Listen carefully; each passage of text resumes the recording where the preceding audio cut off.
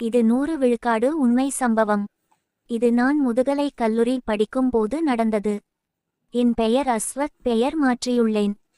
எங்கள் வீட்டிற்கு பின்புறம்தான் எங்க சித்தப்பா வீடு. அவர்களுக்கு ஒரே பையன், அவர் பெயர் முரளி. அவரது மனைவிதான் என்னுடைய முதல் தேவதை.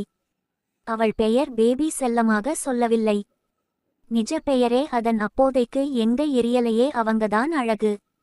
2 குழந்தைக்கு அம்மா மாறியே இருக்கமாட்டங்க. அவ்வளோ அழகு. சொல்ல வேண்டும் என்றால் நடிகை ரோஜா போல இருப்பாங்க. நல்ல கலர். ஏரியால நிறைய பேர் அவங்களோட ஜொல்லு வர அளவுக்கு வழியுவங்க. அண்ணா அண்ணி இருவரும் காதலித்துதான் திருமணம் செய்து கொண்டனர். அவர்களுக்கு ஒரு பையன், ஒரு பொண்ணு. அப்பொழுது பையன் 6ஆம் வகுப்பும் பெண் 4ஆம் வகுப்பும் படித்து கொண்டு இருந்தனர். அண்ணன் முரளி பஜாரில் கடை வைத்திருந்தார். அதனால் காலை 9 மணிக்கு போனால் இரவு 11 மணிக்கு தான் வருவார். அதனால் பசங்க ஸ்கூல் விட்டு வரும் வரை தனியாகத்தான் இருப்பார்கள். சரி, எப்படி எங்களுக்குள் பழக்கம் ஏற்பட்டு படுக்கை வர போனது என்று பார்ப்போம். நான் கல்லூரி முடித்து மதியம் வீட்டில் சும்மா தான் இருப்பேன். அப்பொழுது அவங்க வீட்டுல ஒரு லேப்டாப் வாங்கி இருந்தாங்க. அதை யூஸ் பண்ண சொல்லி கொடுக்கவும், எங்க அண்ணி பசங்களுக்கு கேம் சொல்லி கொடுக்கவும், ஏதும் நியூ மூவிஸ் வந்துச்சுன்னா அப்லோட் பண்ணி கொடுக்கவும் அடிக்கடி போயிடு வருவேன். சில நேரம் அங்கேயே ரொம்ப நேரம் இருந்துடுவேன்.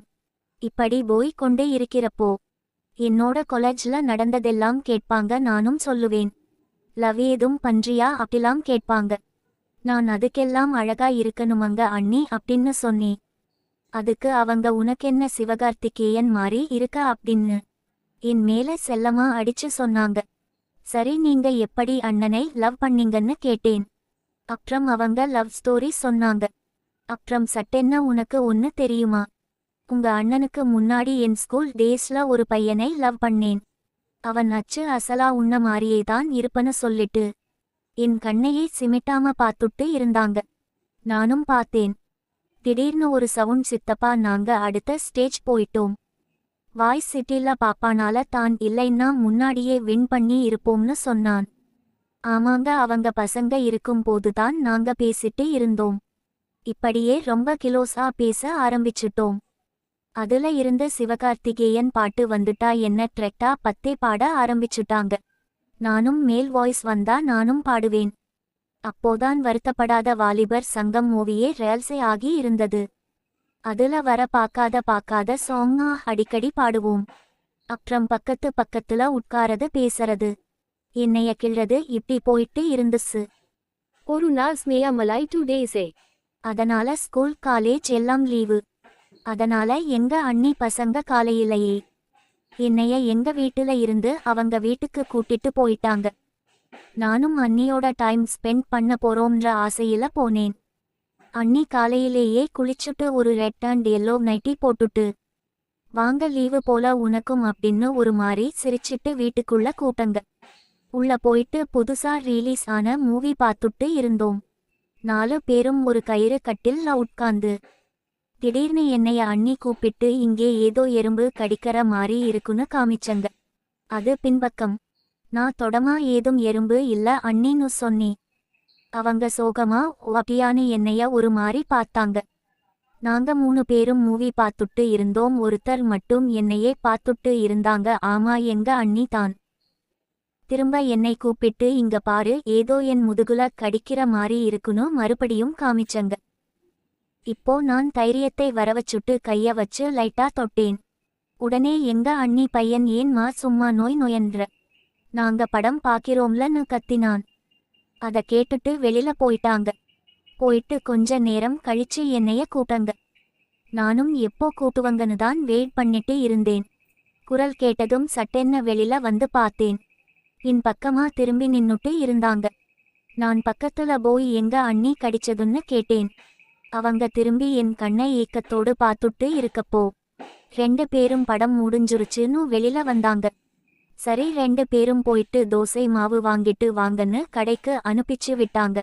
நாங்க 2 பேரும் அவங்க போனதும் ஏதும் பேசாம அமைதியா வெளியில நின்னுட்டு இருந்தோம். அப்போ எங்க அண்ணி, மழை திரும்ப வர மாதிரி இருக்கு, வா உள்ள போலாம்னு கூப்பிட்டாங்க. சரின்னு உள்ள போயிட்டு நான் கட்டுல உட்கார்ந்தேன். அவங்க நேர கிச்சன் போயிட்டு என் பக்கத்துல வந்து என் மூக்க புடிச்சு இழுத்தங்க. என் கை என்ன அறியாம ரொம்ப நடுங்குச்சு. நான் 2 கையையும் புடிச்சு அவங்கள பார்த்துட்டே இருந்தேன். அவங்க என்ன பார்த்து என் கை இப்படி நடுங்குதுன்னு கேட்டாங்க. நான் என்ன நினைச்சேன் தெரியல.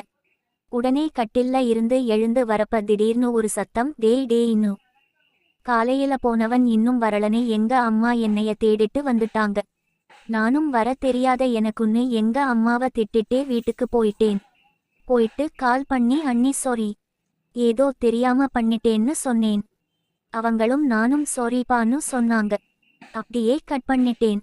அப்புறம் திரும்ப கூப்பிட்டு நாளைக்கு எப்போ அண்ணி வரட்டும் கேட்டேன். எப்போ வேணா வான்னு சொன்னாங்க. அன்னைக்கு நைட் இதையே நினைச்சுட்டு எபோட விடியும்னு தூக்கமே வரல. அப்புறம் அடுத்த நாள் அவங்களே வீட்டுக்கு வந்து கூப்பிட்டாங்க. இந்த லேட்டா எனக்கு ஆன் பண்ண தெரியல, வந்து ஓன் பண்ணி குடு படம் பார்க்கணும் சொன்னுங்க. இதோ வரேன் சொல்லிட்டு கிளம்பும் போது எங்க அம்மா இங்கேயே எடுத்து வந்து கொடுத்து ஆன் பண்ணிட்டு போலமலன்னு அவங்களோட சொன்னாங்க. அதுக்கு அவங்க லேப்டாப்ல சார்ஜ் போட்டிருக்கேன், எடுத்துட்டு இங்க வந்தா ஆஃப் ஆகிடும் அத்தைன்னு எங்க அம்மா கிட்ட சொல்லிட்டு, உங்க பையனை கடிச்சு தின்னுரை மாட்டேன்னு சொல்லிட்டு என்னைய கடிச்சு தின்கிற மாதிரி பார்த்துட்டு கூட்டிட்டு போனாங்க. அவங்க முன்னாடி போக நான் பின்னாடி போனேன். ப்ளூ கலர் சாரில சும்மா சூப்பரா இருந்தாங்க. வீட்டுக்கு போனதும் பசங்களும் இருந்தாங்க. பார்த்ததும் இன்னைக்கும் ஏதும் நடக்குதுன்னு நினைச்சுக்கிட்டு உள்ள போனேன். அப்புறம் அவங்க பீரோ பக்கத்துல நின்னுட்டு என்னைய கூப்பிட்டு, வா ஒரு பைலை தேடணும்னு சொல்லி தனி ரூம்ல கூட்டங்க. நானும் போயிட்டு பின் பக்கமா போக யாரோ நடந்து வர சவுண்ட் கேட்டு கையை எடுத்துட்டு தள்ளி நின்னேன். அவங்க பாப்பா வந்து நானுக்குங்க கூட திடீரேன்னு சொல்லிட்டு பக்கத்துல வந்து உட்கார்ந்துகிற. அப்புறம் கொஞ்ச நேரம் இருந்துட்டு வீட்டுக்கு நான் வந்துட்டேன். மறுநாள் நான் காலேஜ் போயிட்டு